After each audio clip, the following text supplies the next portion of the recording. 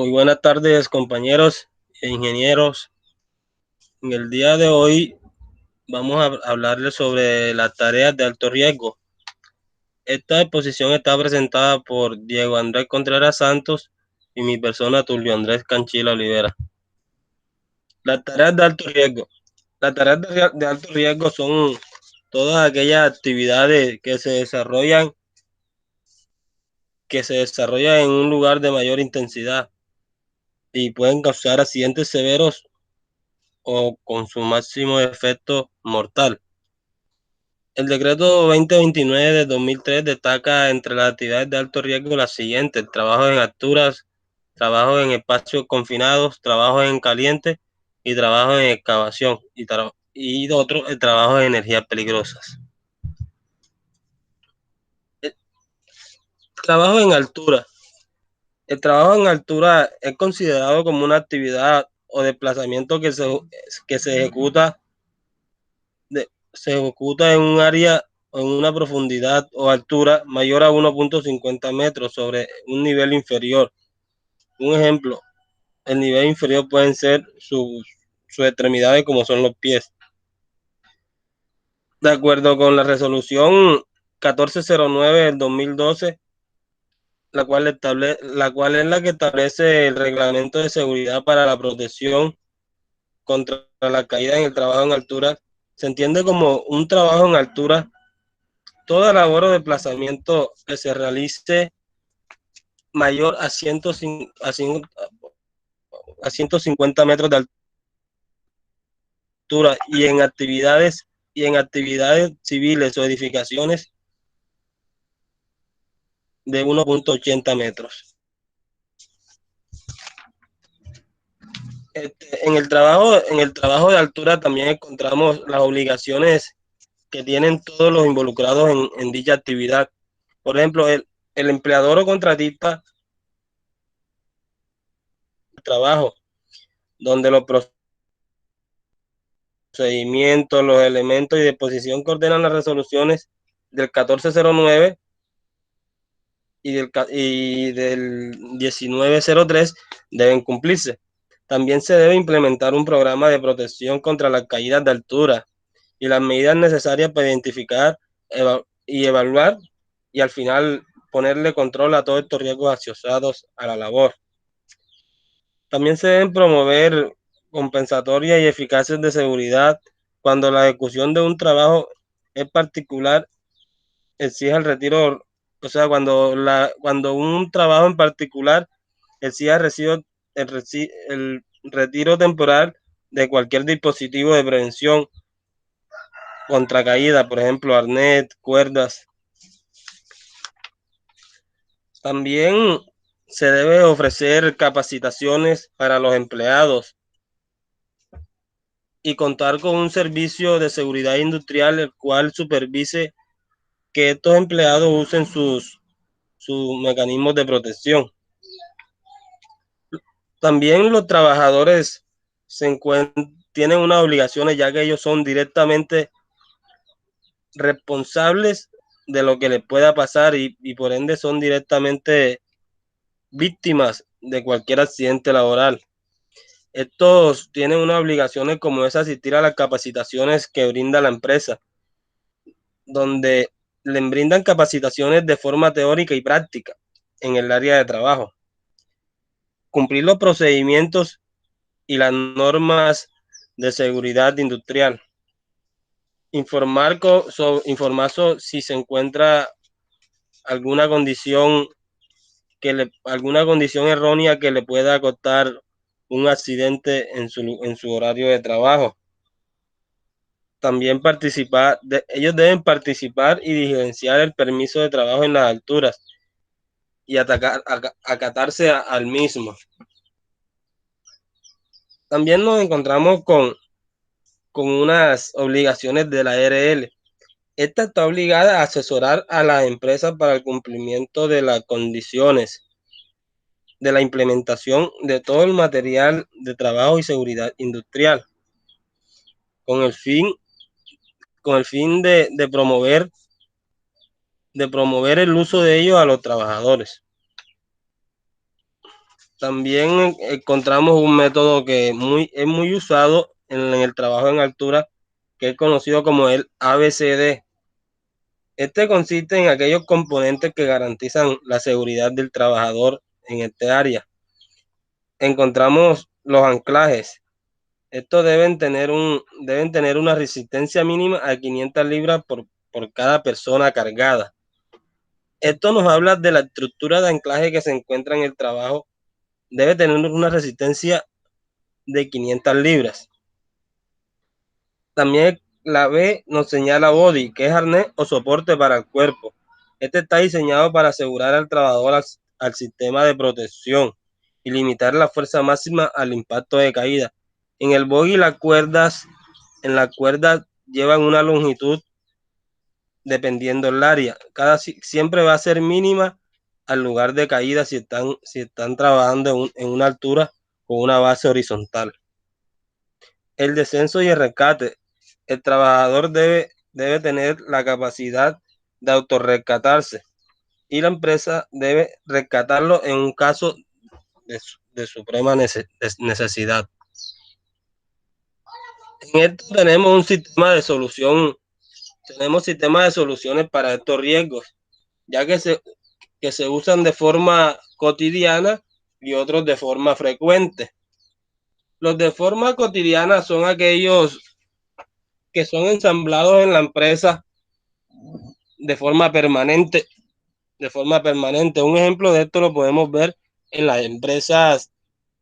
las empresas industriales como es Ecopetrol, sede Mamonal, donde podemos encontrar escaleras de seguridad que las mantienen de forma fija, ya que su actividad se hace de forma muy frecuente. Los sistemas temporales los podemos encontrar en las obras civiles, en las obras de excavaciones no frecuentes, en mantenimiento de tanques o pozos. Un ejemplo de esto pueden ser los andamios. Trabajo en confinado.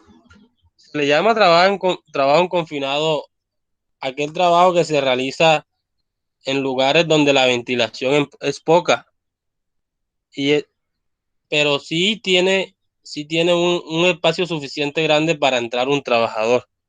En estos lugares, en estos lugares se les llama como trabajos de alto riesgo, ya que ellos están expuestos a unas atmósferas explosivas y a su poca ventilación eh, se puede contaminar el aire, esto causando enfermedades laborales.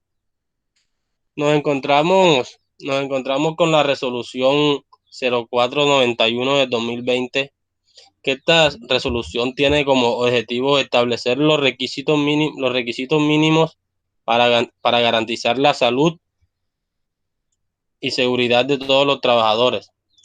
Esta resolución es aplicada a todos los empleados y contratantes públicos o privados, a los trabajadores independientes y dependientes también, y obviamente a los empleados. Esta, esta resolución nos da una clasificación de los espacios confinados, donde los divide en tipo 1 y tipo 2.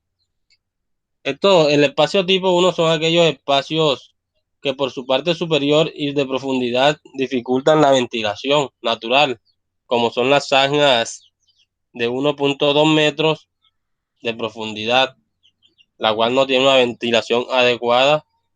Unos ejemplos de ellos pueden ser pozos, los depósitos abiertos, entre otros. Encontramos los espacios confinados de tipo 2.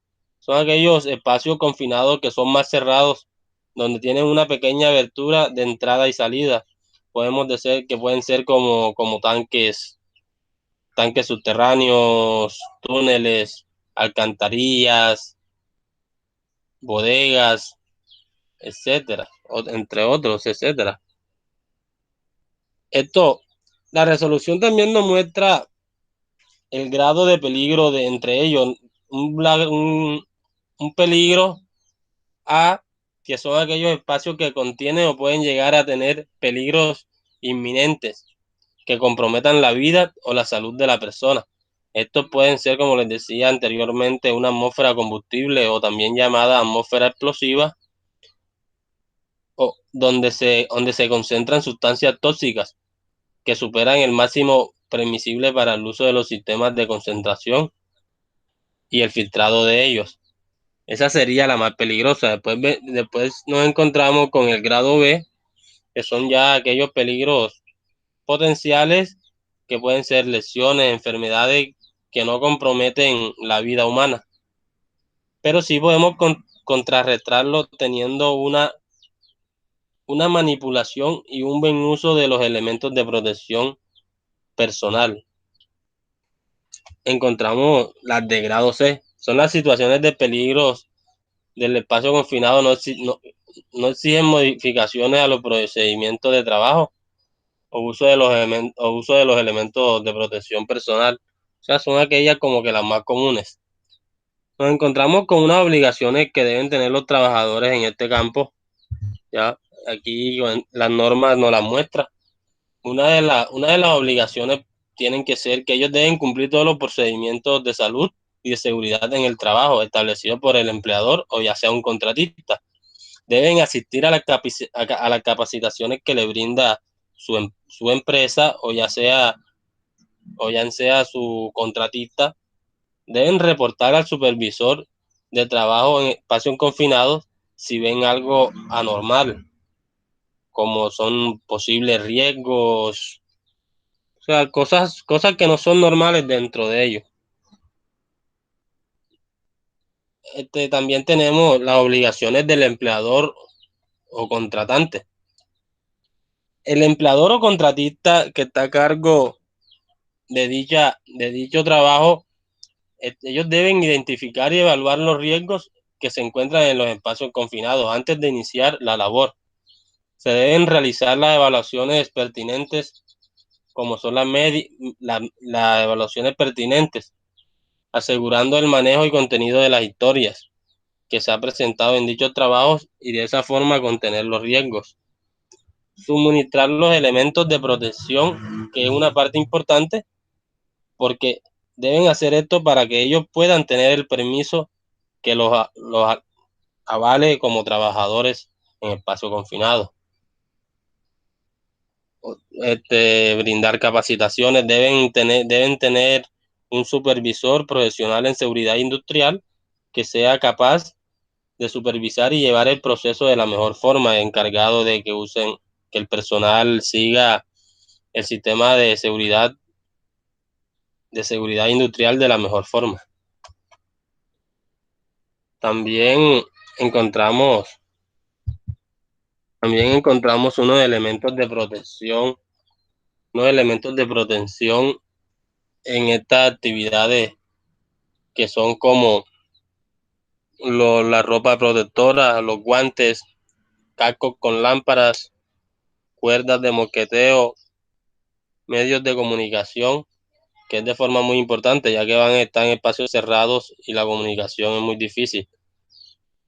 También en esto se usan ventiladores para ventilar de forma artificial cuando sea necesario. También tenemos unos métodos de prevención en este campo. Podemos encontrar como son actos administrativos que se encarga de la rotación del personal, la señalización y delimitación del área, procedimientos de detención de gases, el control, el control y acceso de la persona, del personal no autorizado y también por último el bloqueo y etiquetado de todas las máquinas que se están utilizando, ya que esto se trabaja con energía peligrosa como más adelante se les dará a conocer. Encontramos unas medidas de protección unas medidas de protección no físicas serían una identificación de evaluaciones, uso de equipos para medición y evaluación del control del ambiente interno, la vigilancia y el control de las actividades. Bueno, los dejo con mi compañero que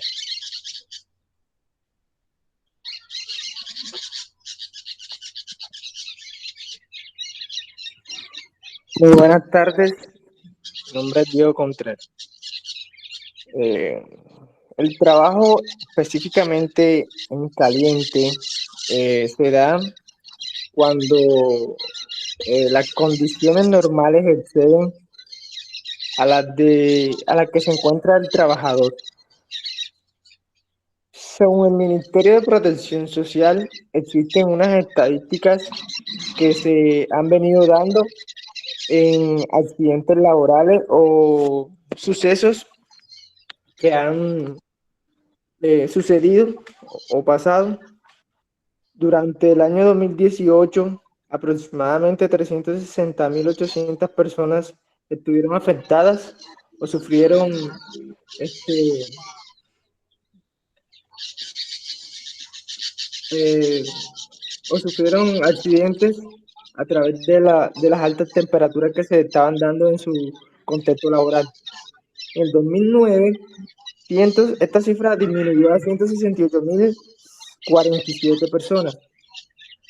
Esto nos da a entender que es evidente que se debe hacer una minimización de los riesgos laborales en el ambiente laboral en condiciones excesivas. Cualquier actividad que se involucre el exceso de llama o un espacio abierto que produzca suficiente calor para encender materiales inflamables o combustibles, nos estamos presentando a un ambiente laboral en caliente. Pasa.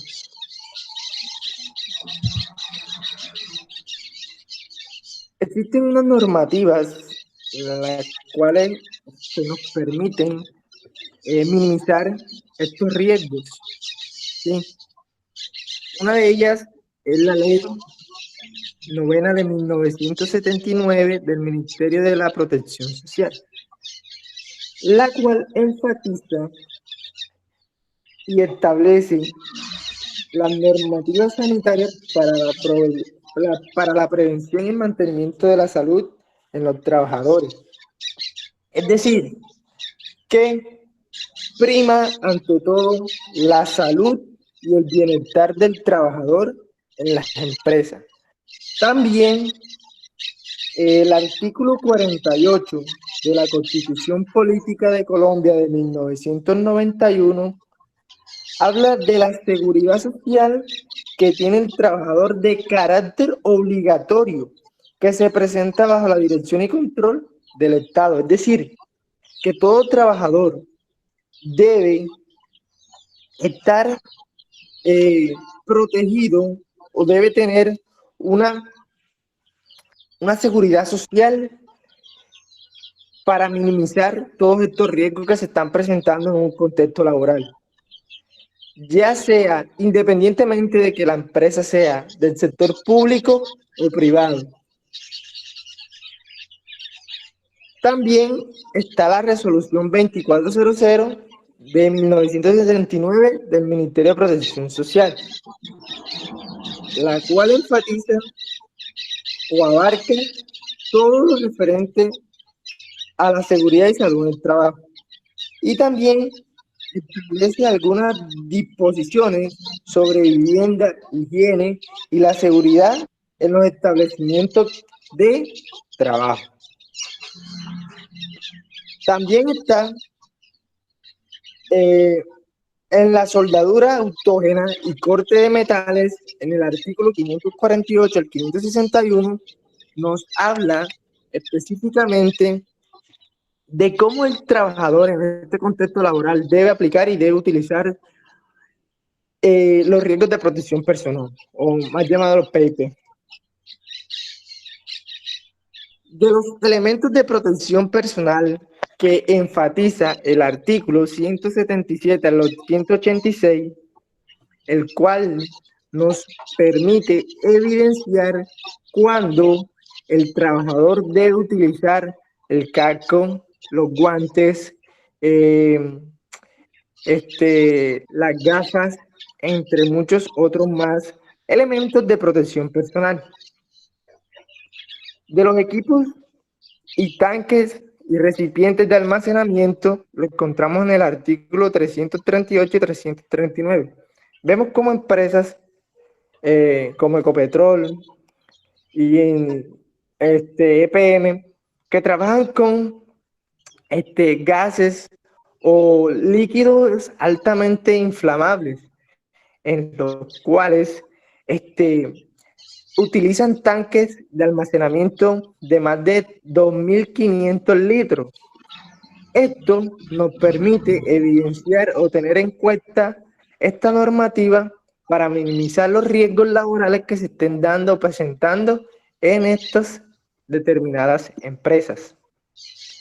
Además de esto, podemos ver cómo empresas de Ecopetrol, continuando con el ejemplo, a través de esta hacen puntos de ebullición para la transformación del petróleo, en los cuales ellos utilizan altos niveles de temperatura, en los cuales son necesarios tener y evidenciar todo este marco legal vigente. Pasa.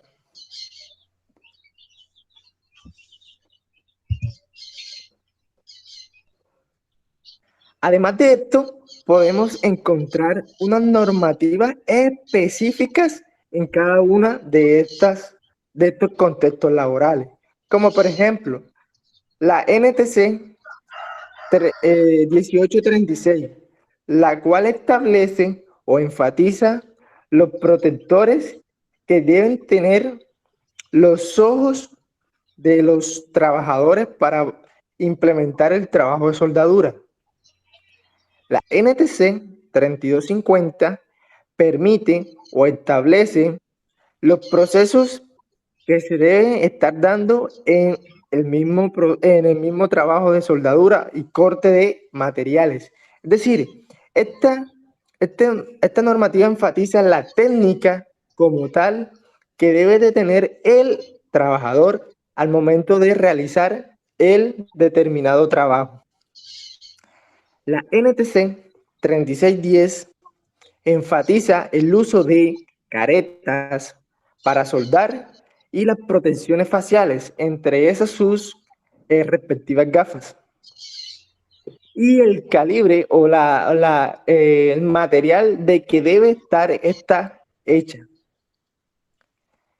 La norma NPFA, que es una norma estadounidense, la cual está dada específicamente a los incendios durante la soldadura.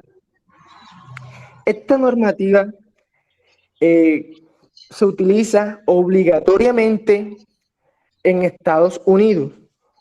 Además de esto, distribuye el uso de extintores portátiles y el uso de estos mismos. La NTC 3324 enfatiza la ropa de protección que debe tener el trabajador contra el fuego y contra la calor. La NTC 2021 y 2037 enfatiza el arnés de seguridad que debe tener el trabajador en los riesgos de altura, que eso enfatizó mi compañero anteriormente. La NPF 51B, que también es una norma estadounidense y aplica para todos los estándares que se están presentando en Estados Unidos, lo cual permite evidenciar y caracterizar los riesgos que se están presentando en el ambiente laboral y con esto minimizar estos mismos riesgos a través de la prevención de incendios durante la soldadura y los cortes que se están dando en un ambiente a altas temperaturas.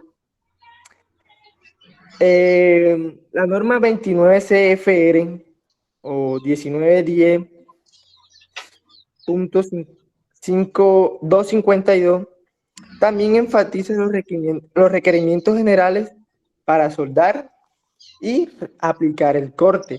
Esta normativa abarca específicamente en la técnica que debe utilizar el trabajador para al momento de realizar el trabajo o el corte de la lámina de aluminio, de hierro, porque cada material tiene un punto de, de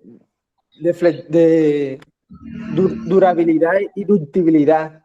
Y dependiendo de esto, hay que tener en cuenta todos estos puntos referentes al momento de utilizar el respectivo material.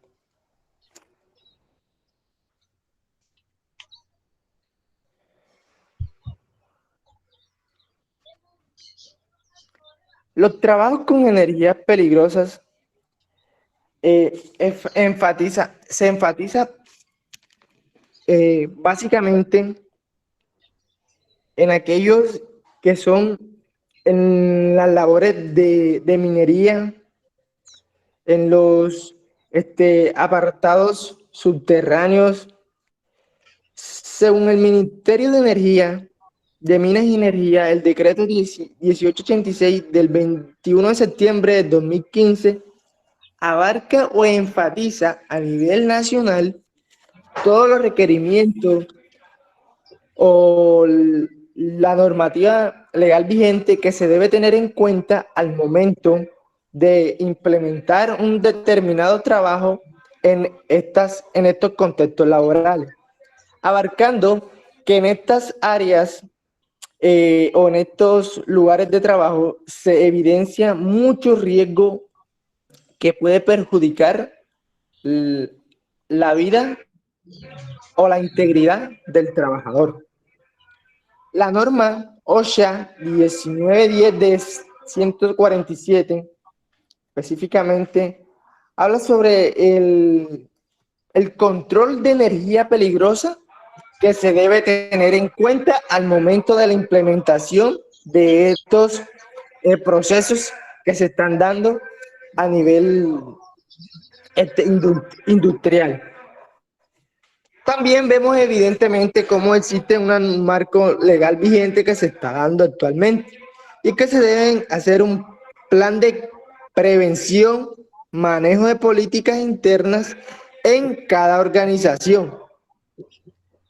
El plan de control que se debe realizar básicamente es con la norma OSHA 1910.147, con la cual debe enfatizar la prevención para apagar toda esta determinada situación. Además de esto, el apagado de equipos, el aislar y el bloqueamiento de equipos, herramientas tecnológicas, el colocar el candado y el etiquetado, la liberación de gases nocivos que afecta al ser humano, como por ejemplo los ácidos, como por ejemplo el dióxido de carbono, el monóxido de carbono, entre muchos otros gases más que son nocivos para el ser humano. Y cómo estos permiten se le puede dar una liberación específica de estos gases. También podemos evidenciar o ver a través de esta normativa una comprobación o una evidencia de cada uno de estos procesos, con el fin de darle una minimización de los riesgos en las empresas, con el fin de buscar la prevención de la salud del trabajador.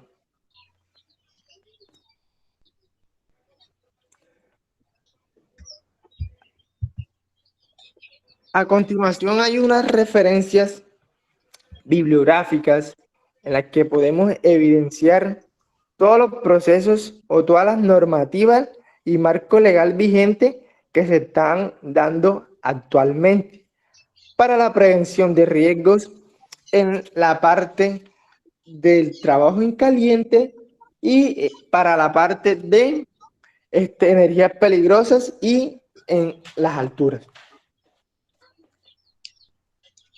Muchas gracias. Bueno, compañero, con esto terminamos nuestra posición. Fue un placer compartirle esta información. Que pasen un buen día.